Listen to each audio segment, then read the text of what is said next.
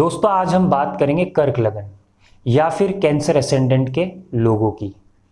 सबसे पहले हमको ये देखना पड़ेगा कि लग्न क्या होता है, क्योंकि ज़्यादातर ये देखा गया है कि लोग बाग लग्न और जन्म राशि के अंदर कंफ्यूज रहते हैं। तो लग्न क्या होता है?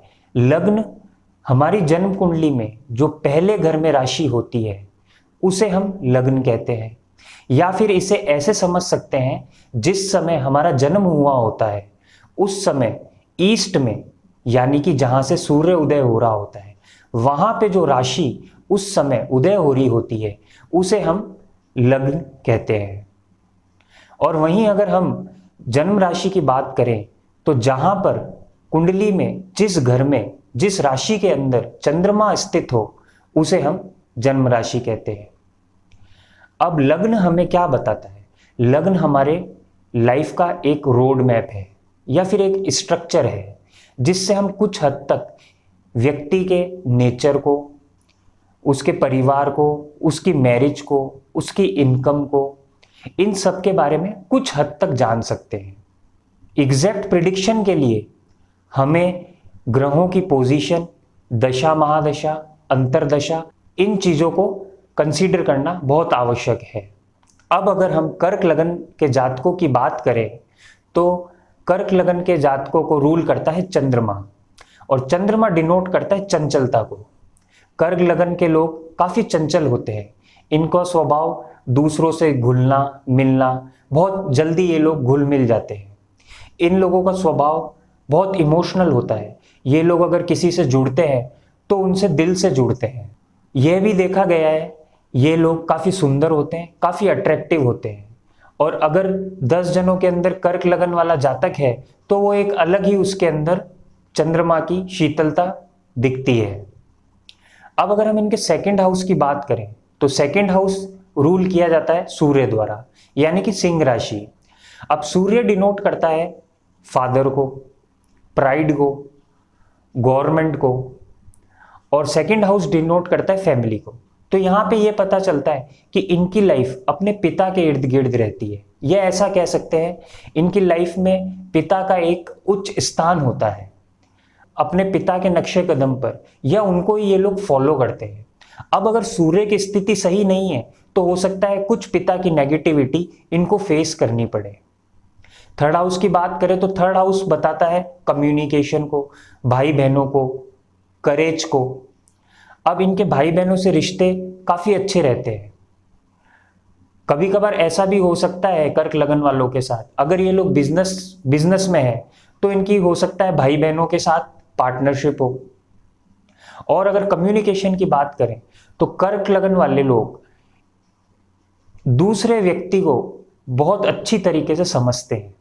कहने का मतलब है अगर वो किसी से एक दो मुलाकात ही करते हैं तो ये उनको बहुत अच्छी तरीके से समझ जाते हैं। तो इनको पता होता है कि इनको किस व्यक्ति के आगे किस प्रकार की बात करनी है, उस कारण इनका जो कम्युनिकेशन होता है बहुत इंप्रेसिव हो जाता है और इनसे लोग जुड़ते चले जाते हैं।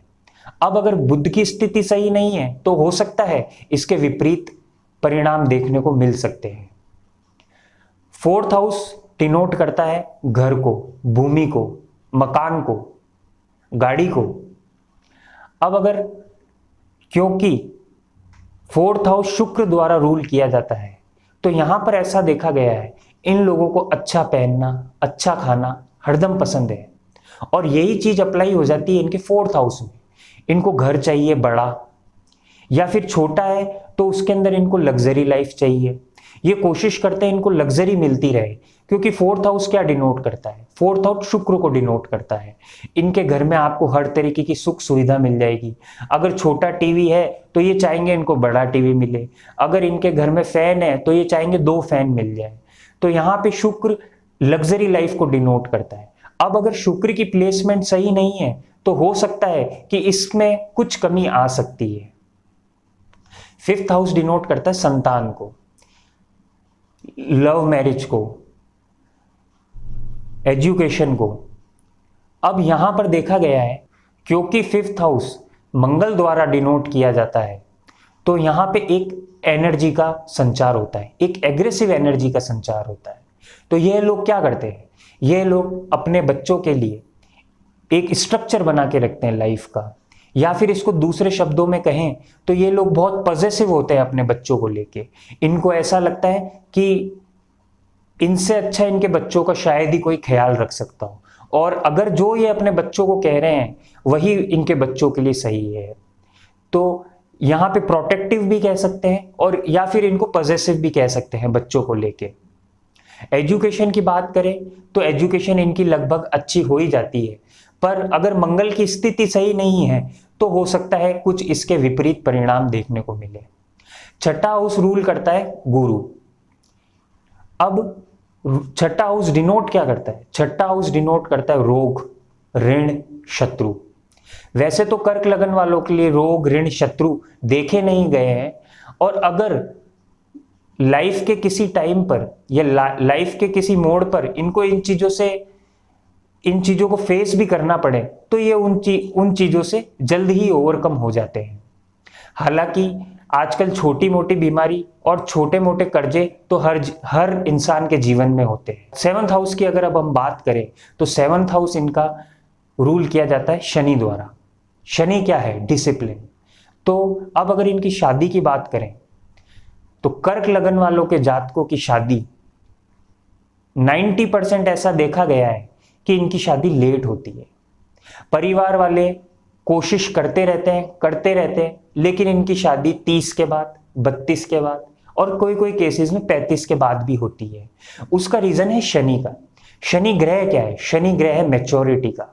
शनि हर कार्य करने के अंदर टाइम लेता है। अब यहां पर भी वो कर्क लगन वाले जातकों को यह सिखाता है कि तुम्हें शादी करने से पहले शादी को समझना जरूरी है। अब यह भी देखा गया है कुछ व्यक्ति अगर 24-25 साल के अंदर शादी कर भी लेते हैं तो वहां पे पति से तकरार या किसी तरह का मनमुटाव लगा रहता है, और कुछ केसेस में डिवोर्स की भी स्थिति देखी गई है। क्योंकि शनि शादी 30, 32, 35 साल में करवाता है तो ये डिनोट करता है मैच्योरिटी को। अब क्या होता है, अगर वाइफ है या फिर फीमेल है तो उसको जो मेल मिलेगा वो उससे मैच्योर होगा, या फिर कुछ हद तक थोड़ी सी उम्र उसकी ज्यादा होगी। ऐसा भी देखा गया है अगर मेल है तो उसकी लाइफ में फीमेल की एज उससे ज्यादा है, क्योंकि शनि डिनोट करता है मैच्योरिटी को। अब इनकी शादी जब भी होती है वो बहुत अच्छी चलती है। क्यों? क्योंकि शनि अब मैच्योरिटी के साथ काम चल रहा है। अब 30-35 वाला व्यक्ति और 22 से 25 वाले व्यक्ति के अंदर स्वभाव में काफी अंतर होता है। तो यहाँ पे अगर कर्क लगन वाले हैं और अगर आपकी शादी में रुकावट आ रही है और अभी आपकी 30 तक की उम्र नहीं हुई है तो इसके अंदर आप पेशेंस रखें, क्योंकि इसका जो रिजल्ट होने वाला है वो काफी अच्छा होने वाला है। 8th हाउस की बात करें तो 8th हाउस क्या डिनोट करता है? 8th हाउस डिनोट करता है हमारी लाइफ की लॉन्गेटिविटी को या फिर ससुराल को। यहां पे भी 8th हाउस को शनि द्वारा ही रूल किया जाता है। तो इनके ससुराल से जब भी शादी होती है उसके बाद ससुराल से रिश्ते काफी अच्छे होते हैं।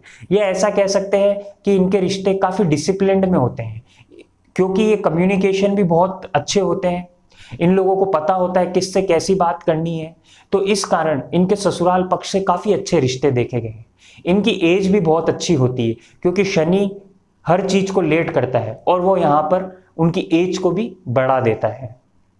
अब आगे की बात करें तो 9th हाउस डिनोट करता है हमारे लक को, हमारी स्पिरिचुअलिटी को, हमारे फादर को, हमारी छोटी मोटी यात्राओं को।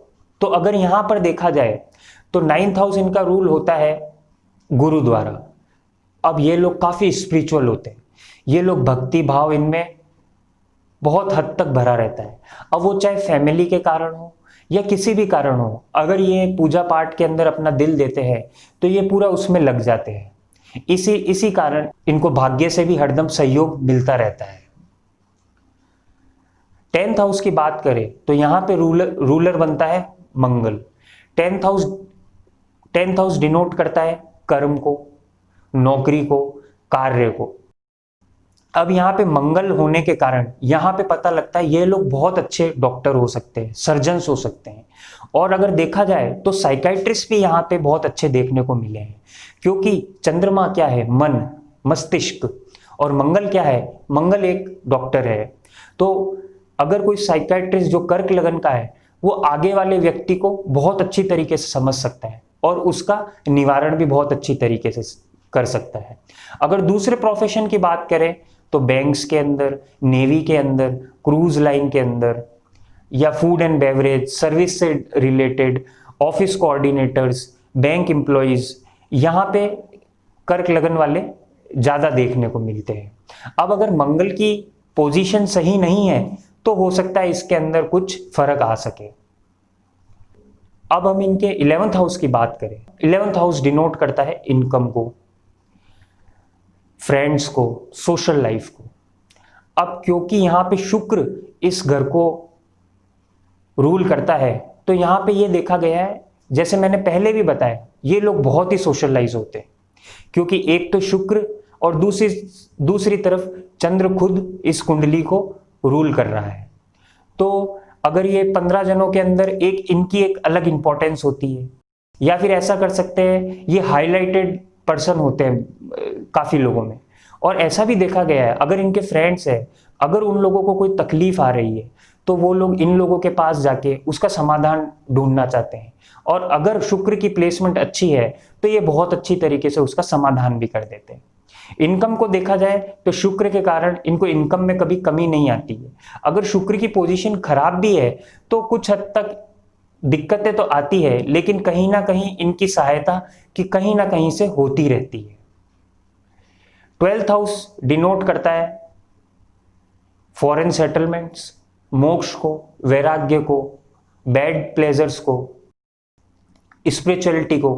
अब अगर 12th हाउस की यहां पर बात करें तो 12th हाउस यहाँ पे रूल किया जाता है बुध द्वारा। तो अगर इनकी बात करें हम, तो अगर ये लोग लाइफ के किसी टाइम पर अगर ये स्पिरिचुअलिटी से जुड़े हैं, जैसे कि मेडिटेशन, किसी प्रकार का योगा, एस्ट्रोलॉजी, या फिर कोई तांत्रिक क्रिया, तो ये उससे जल्द रिजल्ट पाना चाहते हैं, क्योंकि बुध यहाँ पे डिनोट करता है कैलकुलेशंस को। तो इनके कैलकुलेशंस जो होते हैं वो हर एक फील्ड के अंदर, हर एक चीज में उस कैलकुलेशन को ये अप्लाई करके रिजल्ट हर समय पाना चाहते हैं। अब अगर बुध की पोजीशन सही नहीं है तो हो सकता है ये नास्तिक भी हो। तो दोस्तों, ये था मेरा एक एनालिसिस कर्क लगन के जातकों के बारे में। अगर आपको मेरा वीडियो पसंद आया है तो लाइक करें, सब्सक्राइब करें और शेयर करें। Thank you.